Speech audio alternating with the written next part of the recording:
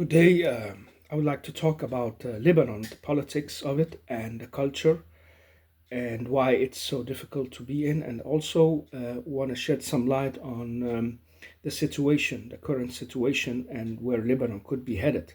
Lebanon has been a very interesting country since it came to life as a country back in after the World War One, where the Great Lebanon was formed by the British and the French, and it was under French mandate. That means that the French had control over the area, but with the idea to let the local population rule themselves. Mount Lebanon was originally a place where many Christians and some Druze and a little bit of Muslims too, they lived. They lived there under the Turks and had their like hidings and the place where they could be fairly safe and without trouble. But then trouble arose, and many Lebanese, especially Christian ones, Armenians, and some others, they left for the United States and Latin America in late 1870s and to 1890s. And that was part of the big wave of Lebanese people who identified as Lebanese at that time. Is not the same as today, but it's the roots. And they traveled to Latin America and North America, established themselves there, and built companies and work. Even some of the famous people, like the former president of Brazil, had a Lebanese mother. The singer Shakira is half Lebanese, and so on and so on. So you find a big Lebanese population, especially Christians, who left the area of the Turks at that time because of the mistreatment, because of problems they had, some revolutions underway, and so on. What recognizes what the traits of Lebanese people from then till now is basically a kind of trade mentality, cultural achievement mentality. It's most of the time anti-war attitude that many Lebanese have, and they try to build themselves through education. Education has been a very major issue in Lebanon for a century now. Um, and it defined the Lebanese people around the world as educated, knowledgeable, understanding, cultivated people who come to work and to what can you say, build businesses or found some communities. Of course, there have been also Lebanese with very bad reputation as smugglers and criminals and people who belong to militias, and Europe had seen some of those as well in the late 80s after the war. But the situation in Lebanon today is reflected in those roots of the people. That's why it's important to understand the complications. And I get sometimes guests and people who ask me about Lebanon and how is it and the division. So I'm not gonna give all the details and everything known, because it's not possible. I can't remember all the details either. But the Lebanese state has been formed on the ground of having three major religions living side by side with the support of minorities alongside them. The three major ones are the Maronite Christians. Many people haven't heard about the Maronite Christians.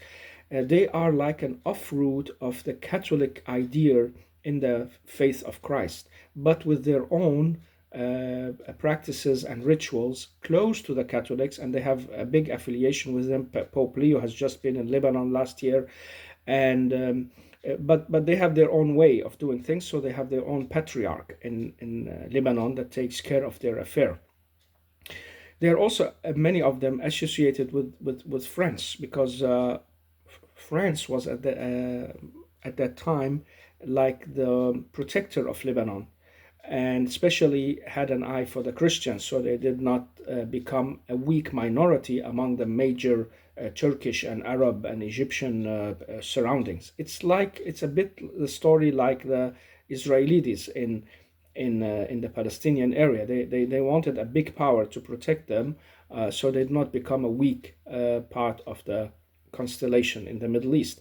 And so the Christians have had a strong foothold in Lebanon, have affected its culture really largely. And when I look at myself today, my family is from a Muslim Sunnite North background, but with Maronite offshoots, because our grandpa's brother is a Maronite, and my uncles, my father, they know the family, they know each other, and they have visited each other, and so when I look back at what have been like forming like our family and our way of life and the way we do things and many others, it is majorly affected by that culture that is enrooted in the um, yeah, in the French culture, you can say, and also the Christian Maronite culture. But there is a great influence of the other major group, the Sunni Muslims are the biggest group around the world, as identifying with the way of the teachings of Muhammad, in opposition to the Shiites, whom we hear a lot about these days, and people try to understand. So the Sunnites and the Maronites were asked to form a government together, and they did so also in opposition to the French. So you see, politics in Lebanon is not a simple track of a railroad where you all the time know who's with who and where it's headed. Because the two prime figures before World War II who had to like oppose the French mandate. One was a Christian and the other was a Muslim. And they were writers and they were intellectuals, all wanting the sovereignty of Lebanon and the independence of the country so they could rule it for themselves as Lebanese. And so after World War II, or during World War II actually, Lebanon got its independence and it got its famous flag. I have put forward here in front of the picture the cedar. The cedar is famously very attached and known as the symbol of Lebanon, because the mountains of Lebanon and Mount Lebanon is filled with cedar trees, or at least was filled with cedar trees in the old days. Now, unfortunately, the lack of preservation ideas and the lack of awareness has led many people for greed and buildings and doing businesses to cut down in the mountains and make roads and all that. So pollution has also taken over, not entirely, but I think it's under pressure, and someone should become much more aware of this and do something about it, because it's a world heritage. The cedars of Lebanon, they have a long history. They are very amazing trees, and it's an amazing area as well. It's the second to Schweiz. And so Lebanon, everybody who meets me tells me, oh, we hear about Lebanon as if it was the Paris of Europe or the Schweiz of Switzerland, of the heart of Europe. I said, yeah, that's true. That's what we know. And I hear stories from my family as well, how they lived their life between the 40s and the 60s with a lot of really a lot of luxury and pleasures and good way to live, with traditions, of course, and very strong values. It's not like people associate Lebanon with being a country where there are no values or tradition or roots. That's the opposite. Many Lebanese, both Christians and Muslims and Druze, have their foundation in the family and in the bigger tribe or in the connection and network. And that has also changed because the world has changed with time, where people become less and less moral and they cheat each other more, and the juridical system cannot follow up, and corruption has hit the country into its core. So, this is a current situation as well. You can see I'm shifting in and out different topics, but I hope that's also understandable enough and makes it in a way also exciting, because I don't want to give just a history lesson. I don't want to just comment on current politics. It's like I want to make this woven carpet of the country's legacy and current situation from my perspective, and the way I'm trying to understand it myself. So Lebanon has this heritage, both culturally and also in nature, that has been very strong and very known around the world between the 50s and the 70s. And people came to Lebanon to ski and then go to the sea and dive in the hot sun. And so it has been a country for 2 decades that really attracted many people from all around the world. And I remember our family could speak about this, saying, well, sometimes the new the new cars and the new models of what can you say, clothing and jewelry would appear in Lebanon much before it appears in any other places around the world, because there were people who were able to buy it, and it was the hub for really many rich people because it had this moderate climate, a good food, very very fine service, and the streets, the politics, things were well functioning. It was small, cozy country, happy people, relaxed people. So what happened? Why is people today associate Lebanon with war, a long war? Why are many of us uh, in foreign states living as refugees or new citizens or whatever? So Lebanon had a tragic event back in the 75 where the first shots were fired in what came to be known the first phase of the civil war that lasted for 15 years. And that civil war that lasted for 15 years with three major phases, it actually cast its shadows on on many people, but up until today, it still casts its shadows on what's going on. One of the major things to understand about Lebanon is that the people live side by side, but not really as, what can you say, a totally secularized citizenship idea. It means people are together around the constitution and around the major common goods and resources, and every Lebanese can have access to any job and so on. But most of the time, the areas were like divided between, well, the north has been traditionally known as Sunni Beirut, with West Beirut was Muslim, East Beirut Christian, South Beirut became the Shiite hub. And so you see there are these inner divisions in the country. Understanding that we are all Lebanese, we talk together, we go the same schools, and the public education, the private education, did a big job in like mingling people, so they don't only go to their own schools. But at the same time, and the army, not the least, the army and the parliament is a mixed parliament, but you have to be voted in from your areas. Every area and every major religion has like some kind of quota of mandates where people could be chosen by them. That had changed over the years, and they made it more democratic, so everybody can be elected from an area, not thinking about the legacy of their major religion, or what can you say, the quota, in the same way. But still, there must be representatives of every religious big group, and that's why we have the president in Lebanon is always and must always be a Maronite Christian.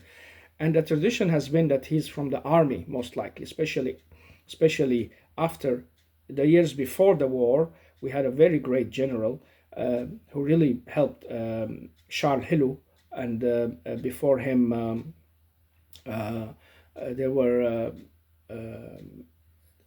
what can you say, reformation in the country, and so uh, we see that affected the politics, because the Maronite Christian leader, well, he has not to be from the army, but when he's from the army, that means that it will affect politics, because the army will have a stronger influence in Lebanon. It will be the entity that keeps the country together. It has been like that also during the civil war and after it, when we also got a general on the post. So there have only been few presidents who haven't been generals or had background in the army, and they were civilians or from big families, of course. The same with the prime minister. He's not typically from the army, but he's most likely a very rich and important person, or from a family with legacy in the Muslim Sunni tradition.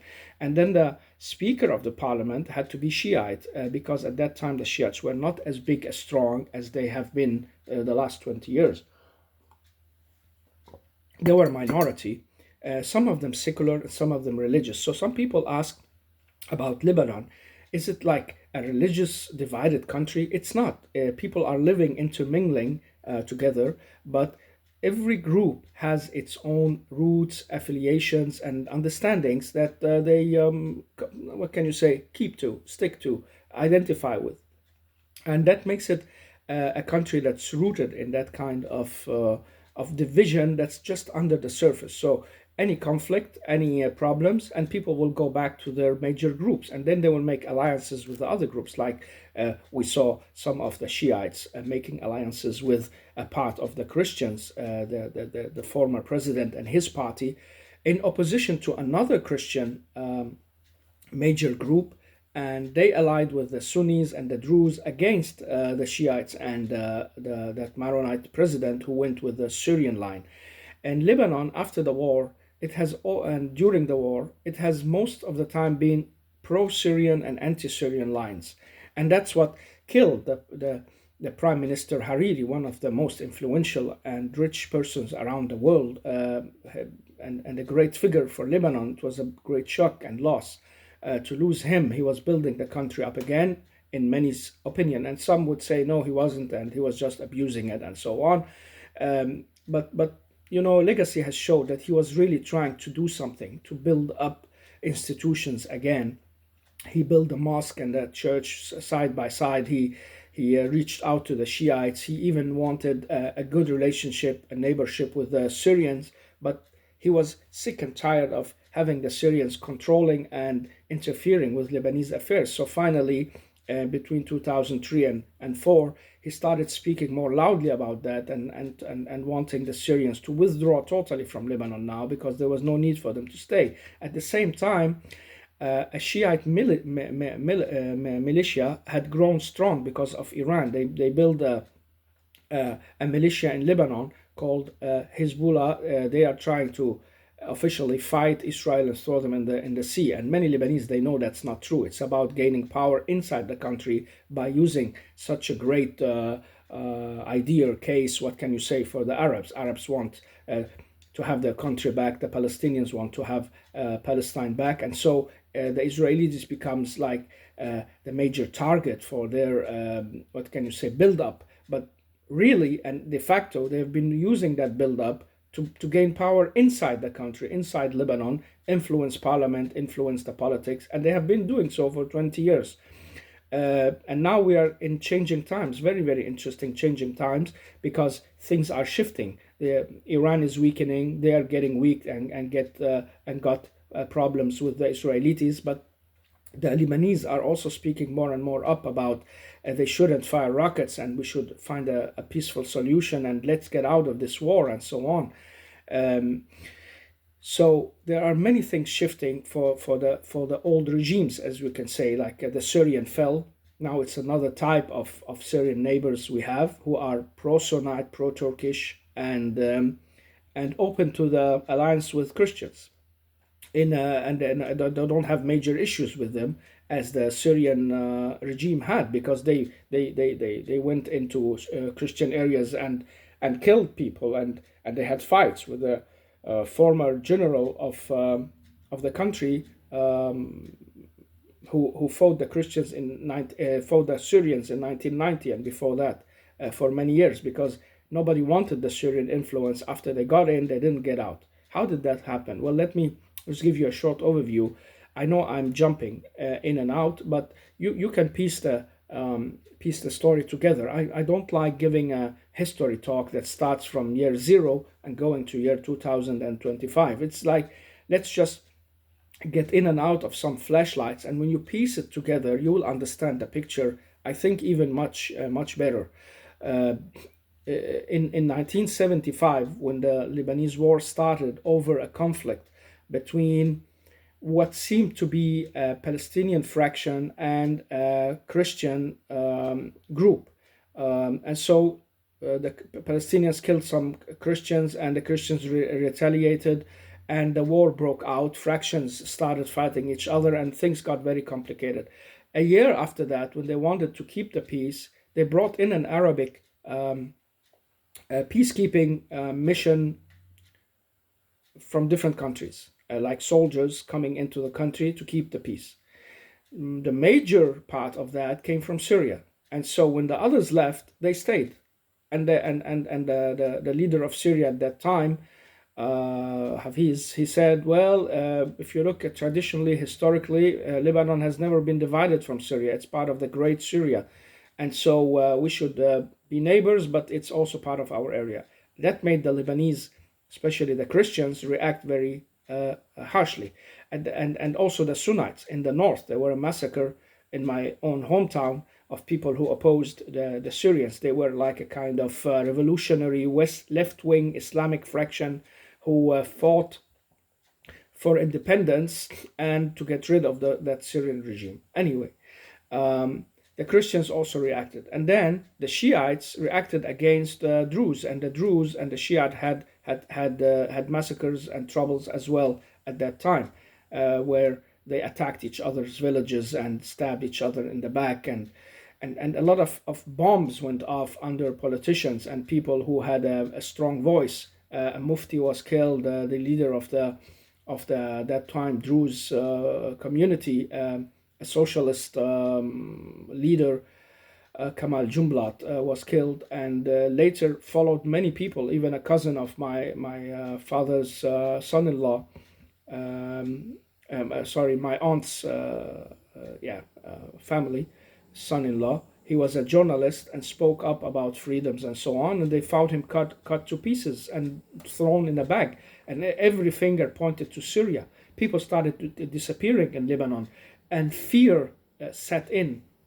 The soldiers on the street, on the road. It was under that time that I was born in Lebanon, and could see the fear and the scareness that people had from the Syrian army and the way they treated people. That became a normalized daily routine. Checkpoints, stopping points, long waiting queues, and people had to like charm their way out of the problem. Some fought them, and some got killed, some got disappeared.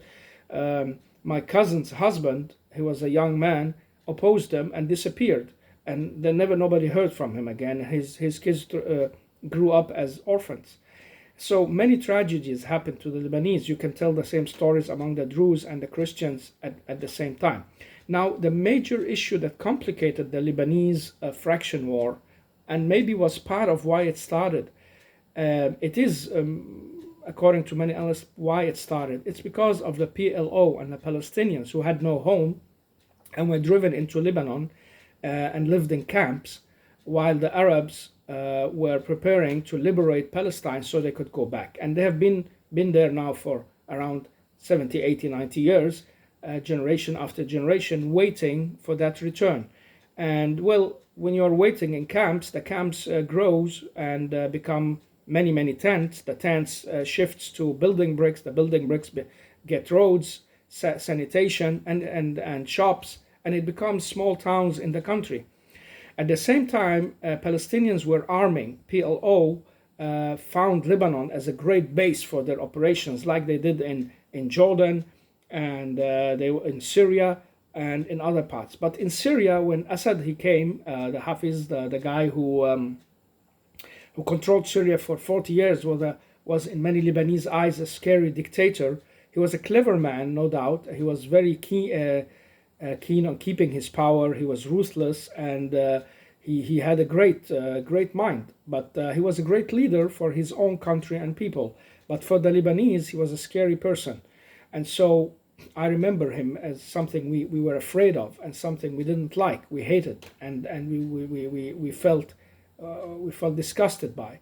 But his regime, the way they treated the Lebanese. But his country did not want the PLO to make any trouble.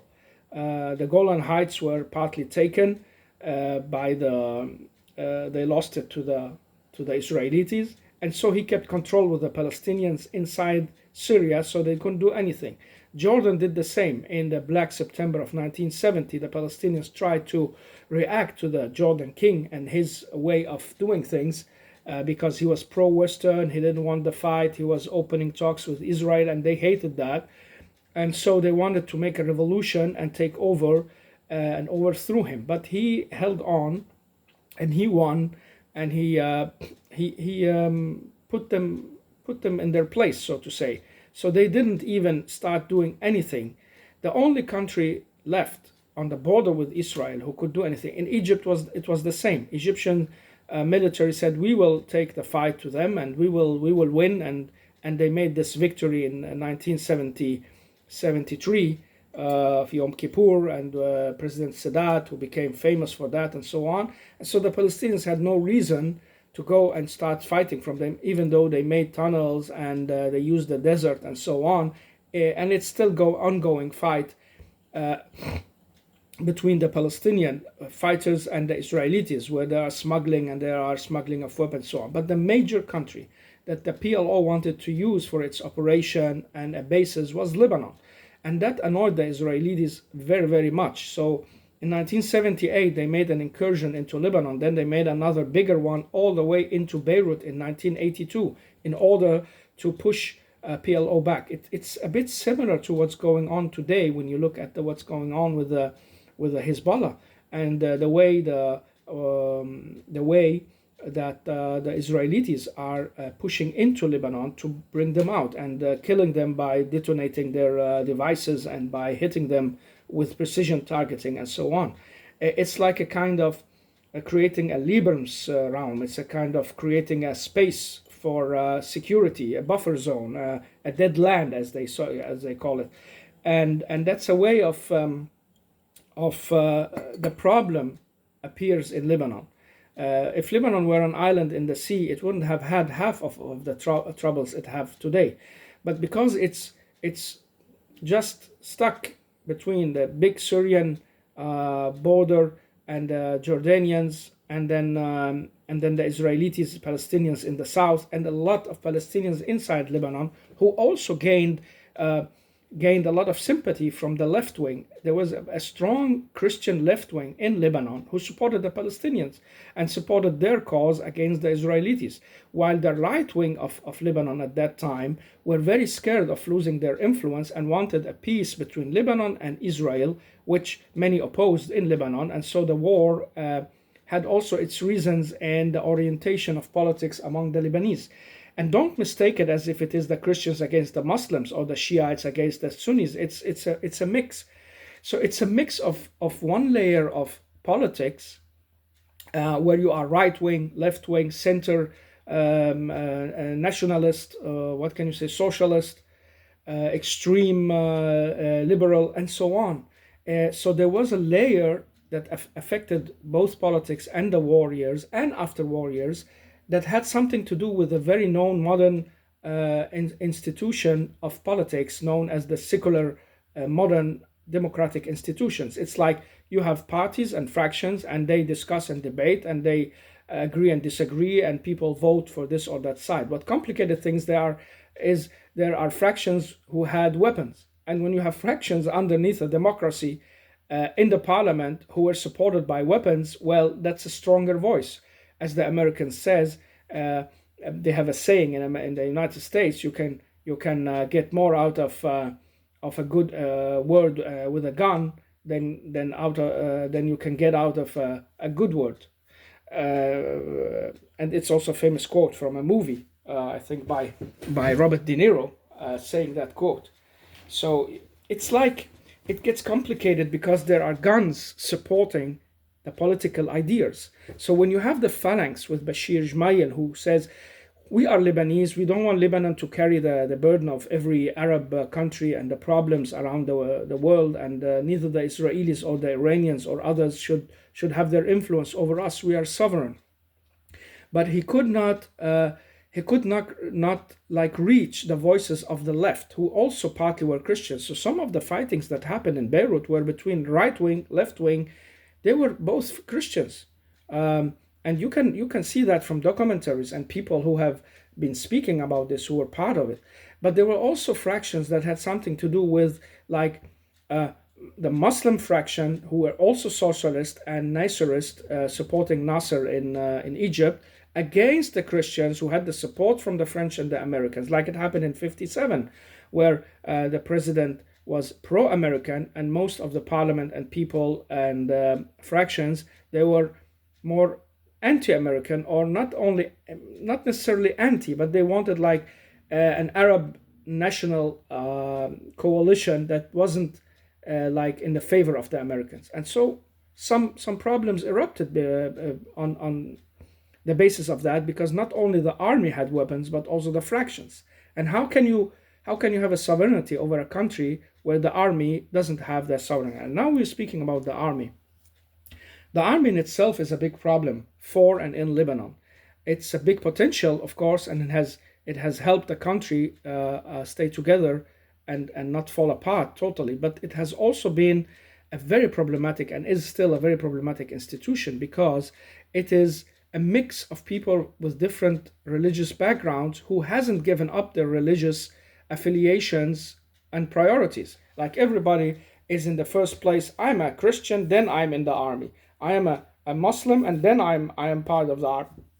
I am a Shiite, and then I'm a Druze, and then part of the army. And then the fractions and the political wings, they wanted also an influence over the army. So they started also Mike saying, okay, there are too many Maronites in there. Where are the Shiites? And the Druze say, we do not have a part that can protect us. We don't have Druze in the army. We should send some.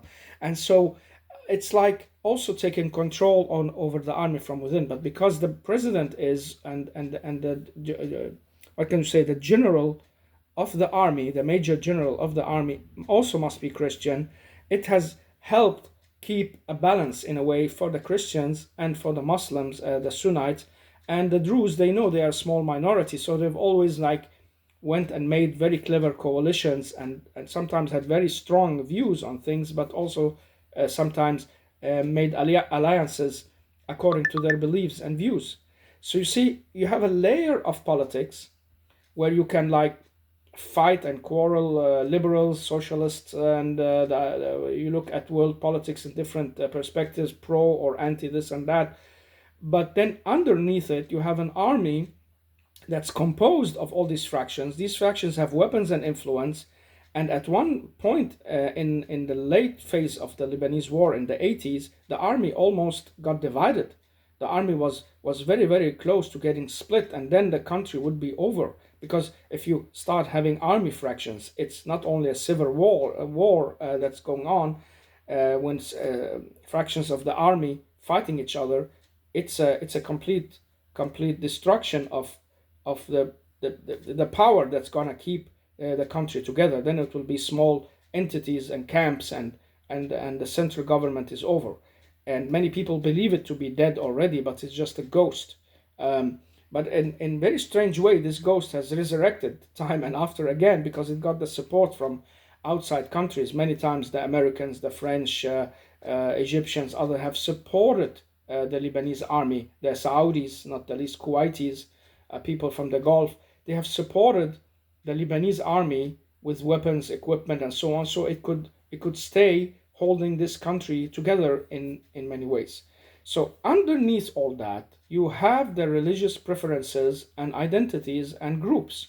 So if you are a Palestinian and you are a Muslim, most of the Palestinians are Muslim. And that's also what scared the Christians and the Phalanx, especially because they said, if we're going to nationalize the Palestinians, we would become a minority, a big minority, because they will vote with the Muslims most of the time, and no matter what kind of Muslims, right wing, liberal wing, left wing, fundamentalist wing, it doesn't matter. They will vote with them, and so we as Christians will become a minority in the country where the balance have been upheld since the creation of the nation in 1920s, and then later in World War II, 1942, the independence of Lebanon. And they couldn't go along with that. They got scared. You understand that from their perspective. The Shiites started claiming, saying, if the Palestinians become nationalized, they are Sunnis. And that means they will stick with the Sunnis, and we will also become a big minority. So you had a famous fights between Shiites who went to the Palestinian camps and fought them and killed them. Shiites are also Muslim, but from another type of Islam.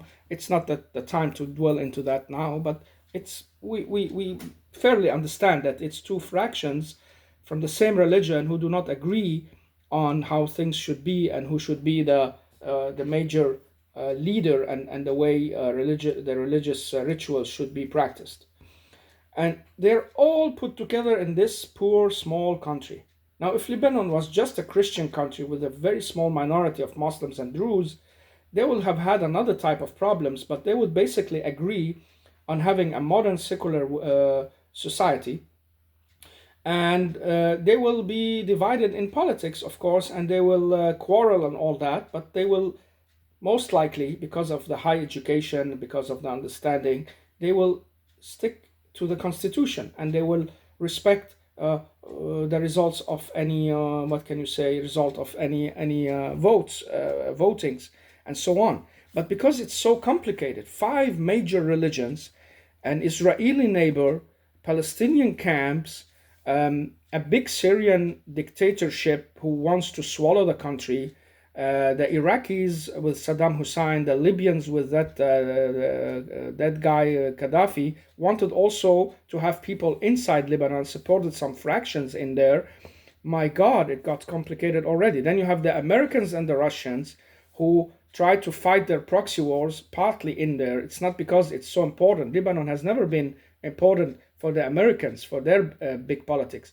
But Lebanon has been a child of the Gulf countries, especially Kuwait loved Lebanon a lot and has been a fond supporter of Lebanon. And the same with the Saudis, who interfered in Lebanon several times with their economics and the agreement of the Taif when the war ended in 1990.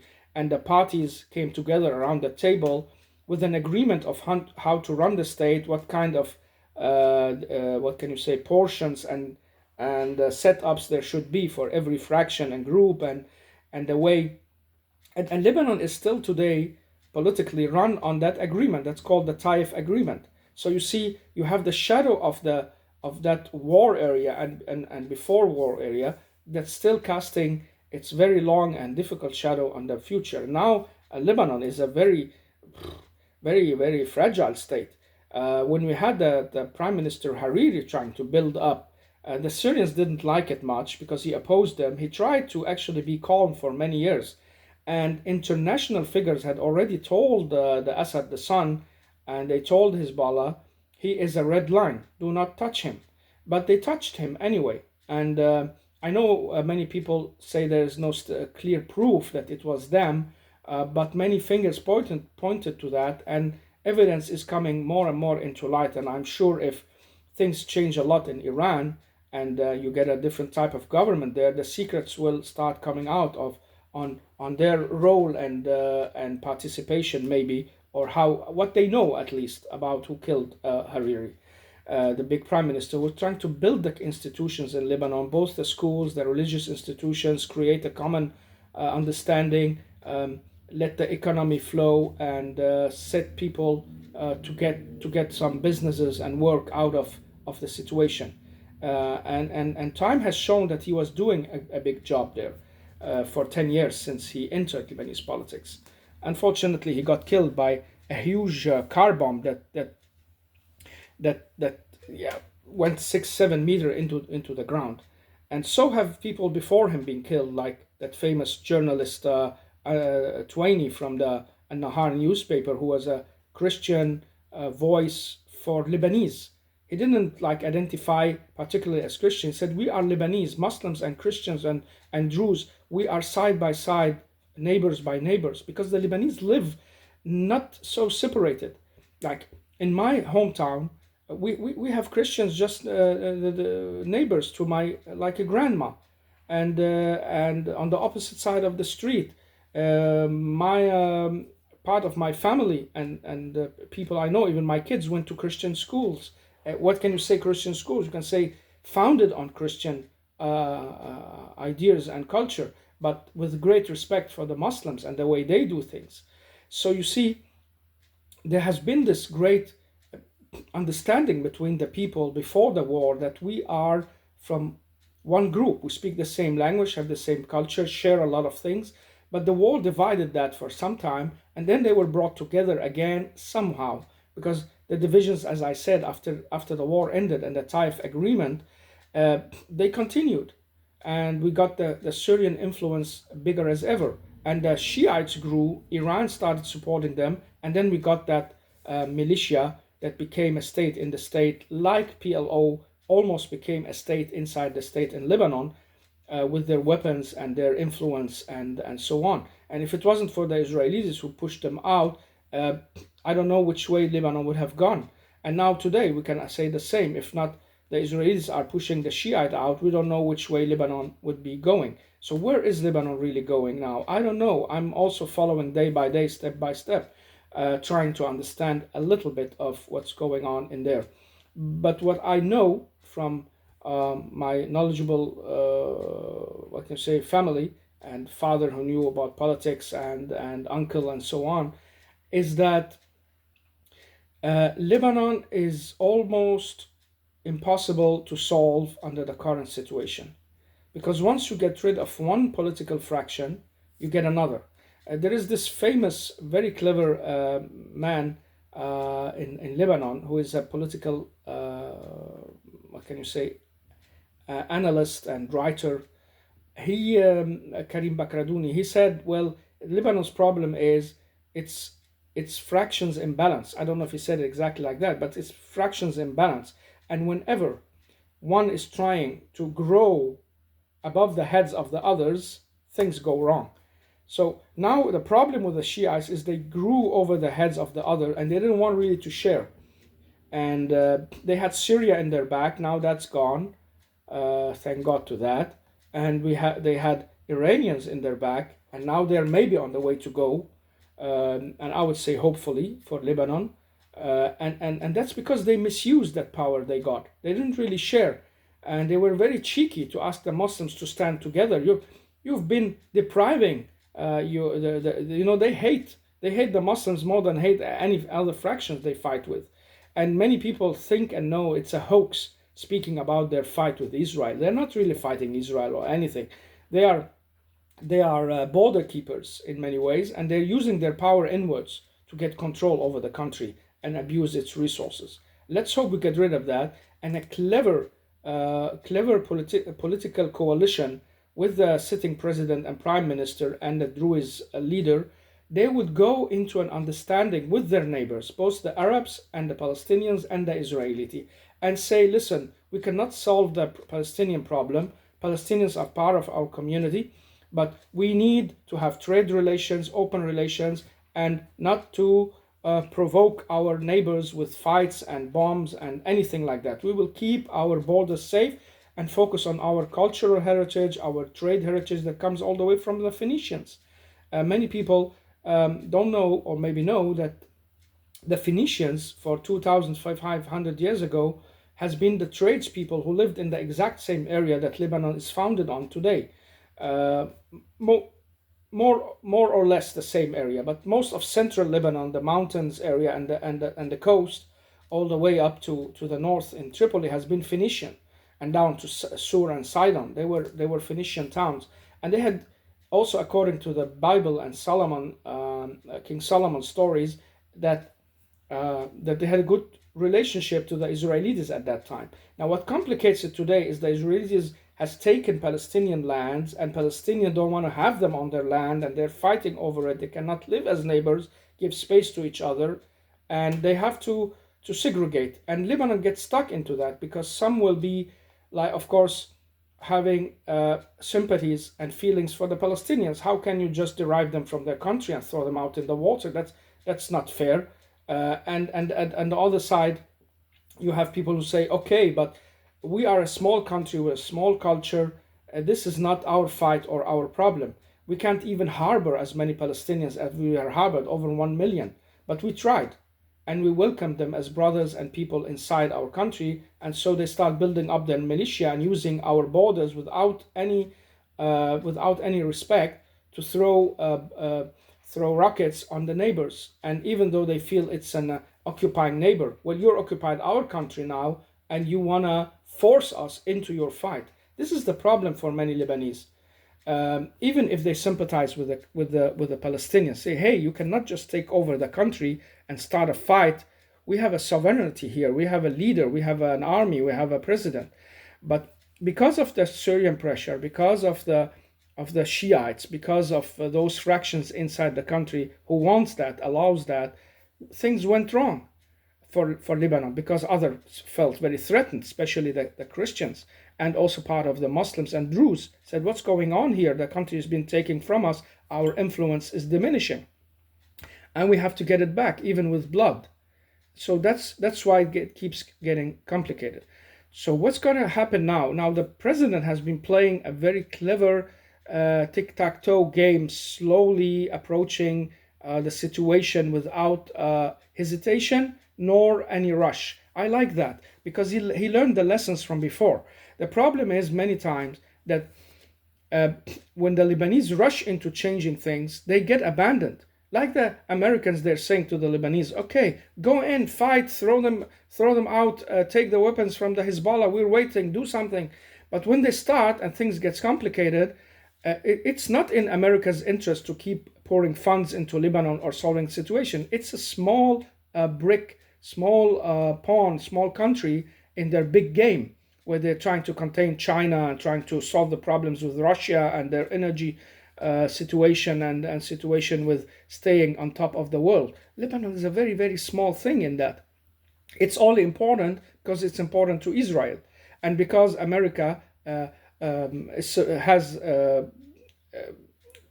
Israel's back, and that's understandable because Israel had its influence in America, and the Americans understand that the Jewish people should have a way back to their ancient land, whether it's because they believe in it, or because they believe that Christ will come because of it, or because they think that's the fair thing to do in politics. It doesn't matter right now. What matters is Lebanese people have had a bad history with being abandoned.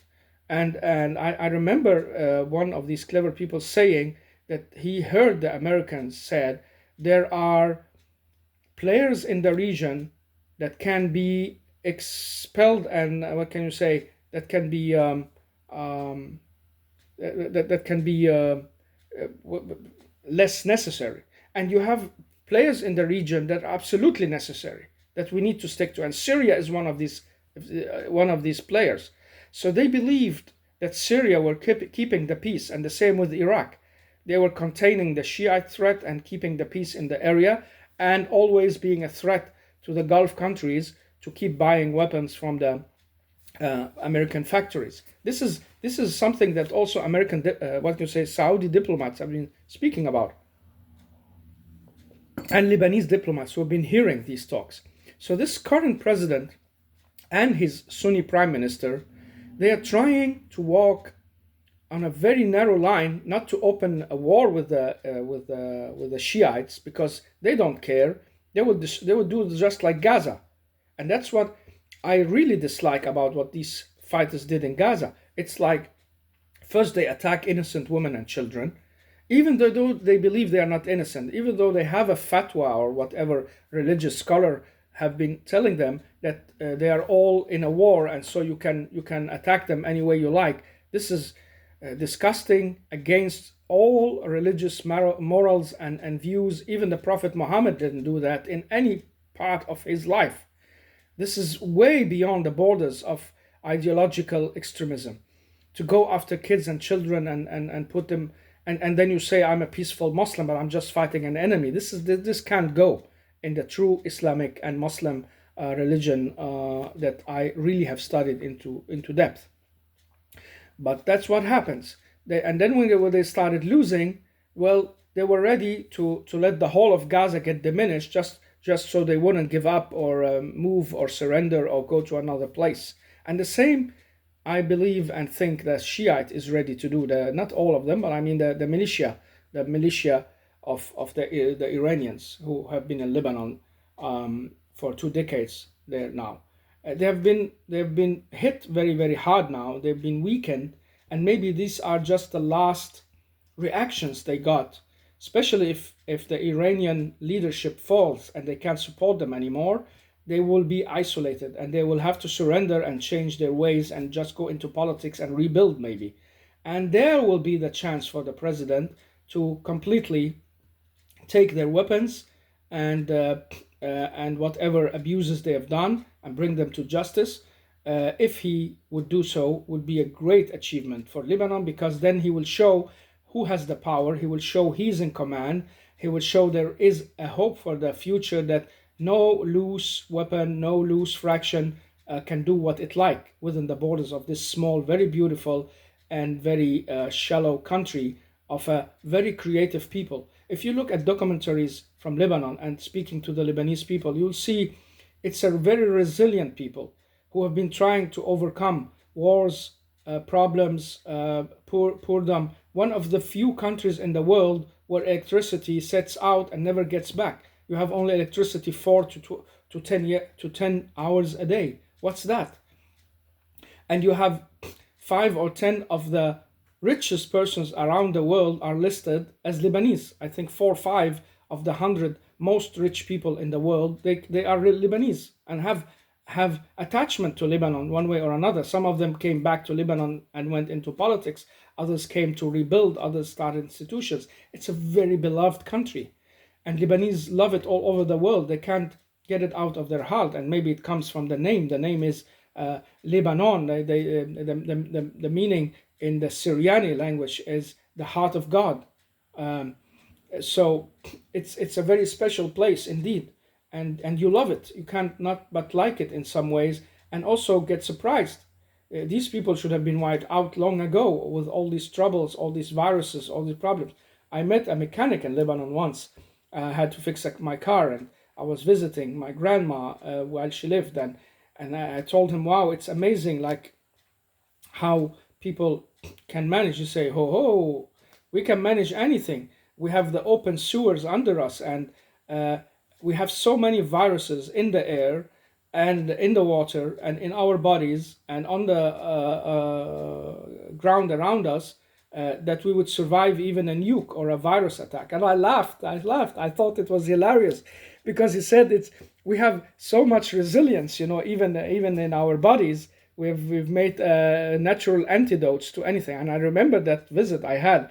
I was I was like very bad. My stomach, my I couldn't eat or drink anything for many days, because my body came from. I've been living in a Western society for so long. I wasn't acclimated, and didn't have all these viruses inside me. I hope it's better now. It's been years since I've been there, but I hope it's better. It will be better when I once come back and visit it, or hopefully maybe move altogether and build something up, start a school or an institution, or take a post where I can help build the country with the other Lebanese.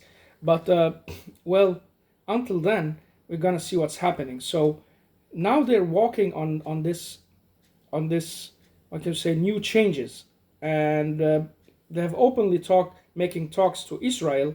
I think it's a good sign that Lebanon is not going to be intimidated by its neighbors or by these Iranians or something like that. But at the same time, it could also provoke some fractions in Lebanon again to make a big reaction.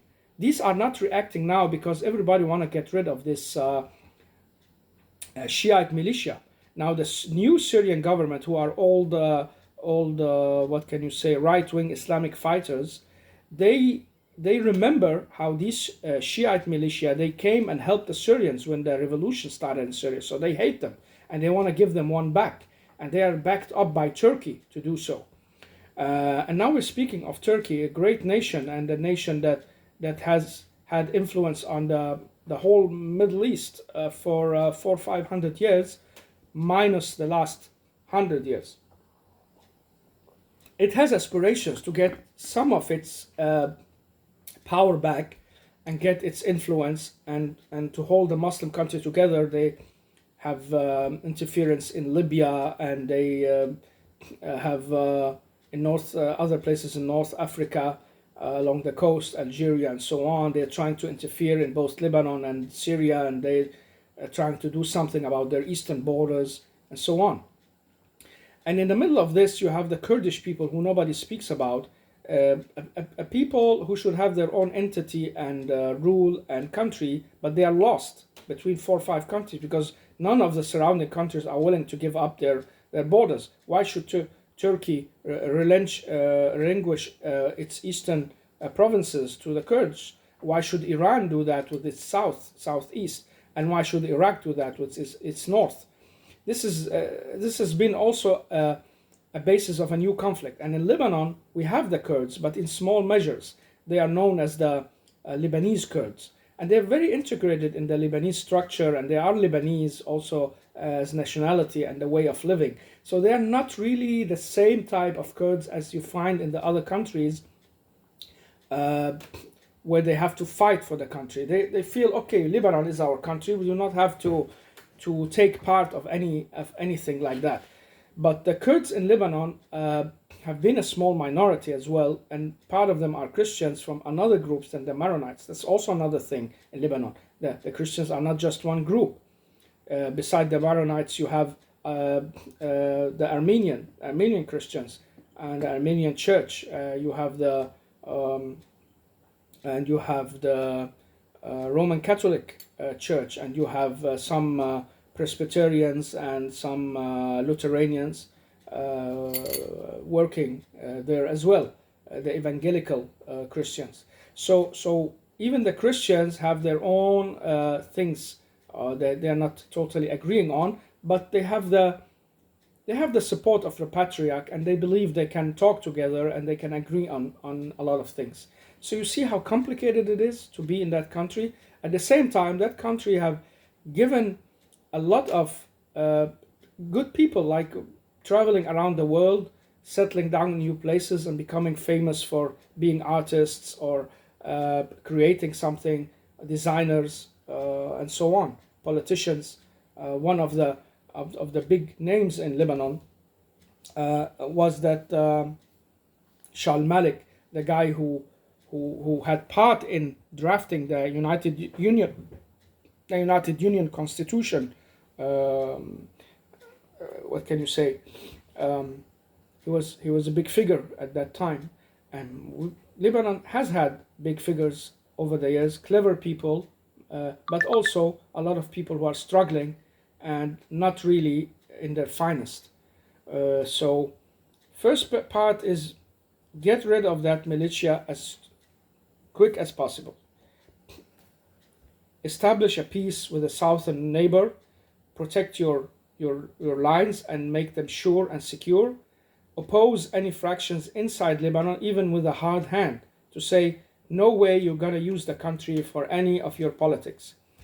Avoid having external countries interfering with weapons, with smuggling, and so on, especially the neighbors. This is the next challenge, in my opinion, if you want to ask me, okay, where this is going. As as quickly as the Shiite militia is gonna maybe vanish, as quickly the rise of the extreme Islamic Sunni right will come again, because the Syrians rebels there who took over the country now, um, it's fragmented, it's problematic, they have no infrastructure, all the weapons have been taken from them and so on, the heavy weapons. So they're sitting on a pile of big unclearness. But as soon as they finish, they will turn the people's eyes outwards again, using Israel as a way of not solving their own problems, because they can be unsolvable. The poordom, the conflicts between the fractions, the corruption, and so on, that will grow. Uh, they will start turning people's eyes outwards, and then you will have Lebanese fractions again wanting to fight, and you will have the Palestinians on the rise, and so on. And until now, we haven't heard from the Palestinians so much from in the camps, and that has been surprised me a lot. I also thought they will stand up with the Iranians and the militia they have in Lebanon, but we haven't. We have heard a little bit, but not so much from them. They're keeping low. Maybe they have seen what happened in Gaza, and maybe the same could happen to them, or maybe they don't have the same focus as they had before. Anyhow, Lebanon has all these elements on its back, within its lines, under its ground. And it's also struggling with its debt, a huge debt. So the country is, it's okay to say failed state. I've heard some journalists saying it's a failed state, and it is. It's a country, I don't know, living on fumes, if you can say so. And that's a miracle in itself. She's the mother to Europe, because Europe was a Phoenician lady, according to the myth, whom Zeus wanted, and so Europe was named after her. So Lebanon is the mother of the beautiful Europe. So we could wish it could be so beautiful and so peaceful. But maybe it will be if things settles around them. Like if you get a majority of Sunni countries agreeing on not provoking anyone around them, not using Lebanon, and the people start rebuilding, especially the school system, which has today Lebanon, it's the rich people or people who are in the middle class or barely middle class or getting support from the foreign travelers they have, who could afford having their kids get a fairly good education. The rest is put in public schools. That's a mess, a real mess in Lebanon. And that's why many kids, they're just on the streets, and they go maybe and join a militia, or they start smoking and start smuggling and doing stuff. So there's a lot to clean up in that country, and it needs these rich people, strong people, to come and support it. But nobody is gonna do anything before things clear up with on the southern border and the southern area of Beirut with the Shiite groups. And if one of the two Shiite fractions, I haven't spoken about the Shiites, you see how complicated things are?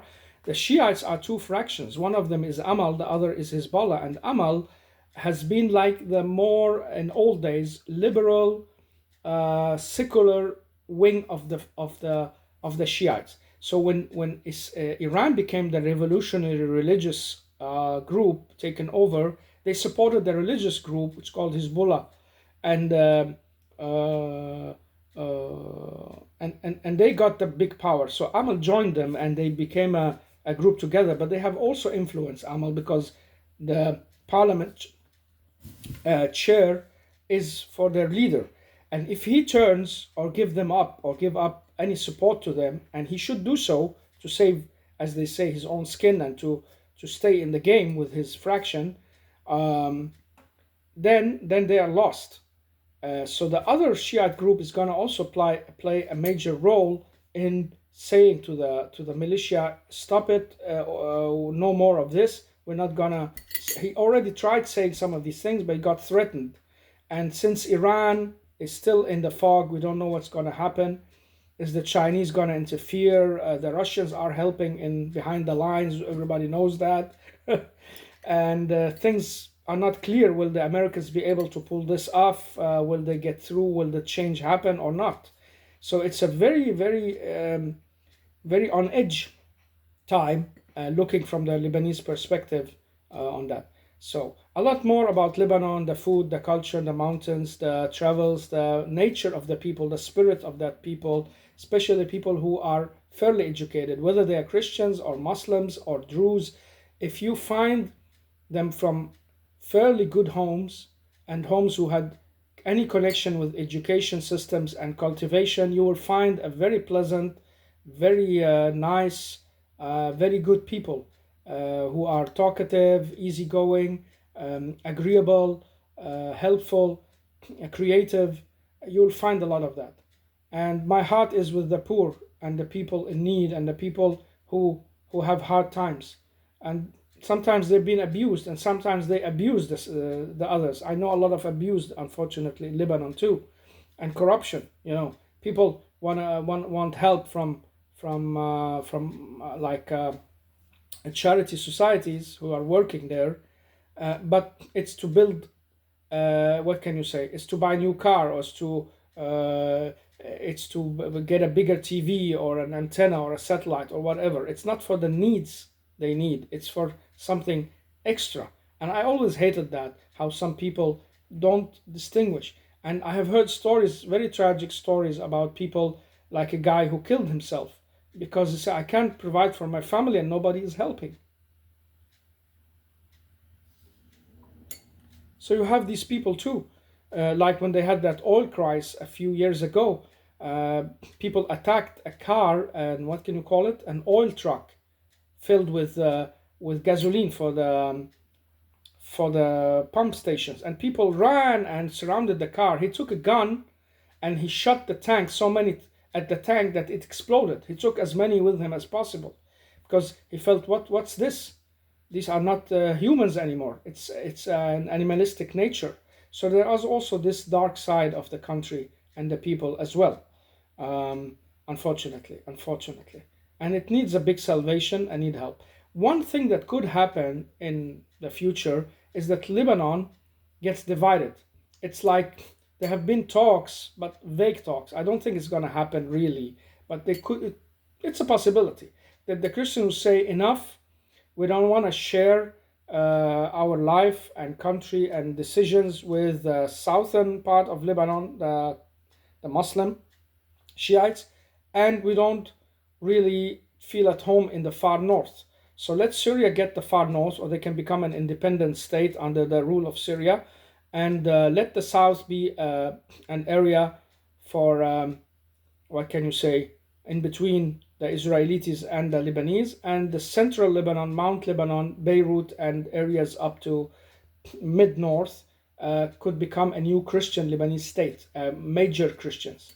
And I've always advised everybody who I talk to from family or say, if this ever happens, go join that state, because that's the only state where you'll feel there is a culture, there is a clean streets, there is support, and they will even respect your different.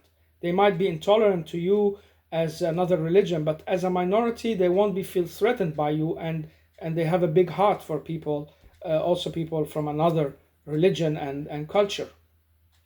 The opposite is to say in the Muslim areas, where they will, unfortunately, in our times, have trouble having room enough in their hearts for other people. Despite Islam has a lot of these things of tolerance and understanding, and not hurting anybody who has a different faith, and leaving it up to God and so on.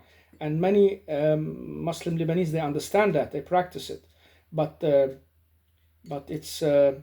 it's not the easiest, and it would be poor states with a lot of problems, unless these rich people of the Lebanese, they come back like I really tried to do, and without any influence, big influence from outside, if the time is right, they will rebuild the country, and things will start going really, really good for everyone. And that's the amazing thing. Lebanese has been going on and going on. If you go there, you find people with cars sitting in cafes, and there was a Egyptian girl online who showed a picture, a small video actually, of where Israelis are dropping bombs in part of South Lebanon, and on the other side you have people sitting at cafes, talking, and as if nothing is happening. It's just watching. They know the hits will go there, so why stay at home? They go out, they have their cake, they have their juice, and unfortunately the smoke. This is a big problem in Lebanon. Everybody smokes, and I don't know what they smoke, even maybe strong stuff. It's not good. It's also a sign of mental and physical health problems that this community is having. But anyhow, this is the strange things in Lebanon. I forgot to mention Lebanon has Arabic as its first language, and French as its second major language. And many Lebanese turns towards French when they go to education. I know people from our Muslim side of the family, and my mother-in-law's family. They are doctors and engineers and workers and businessmen in France, and they could never dream of getting back to settle down in Lebanon as situation is now. They love France. They're getting their money there. They're living there for decades.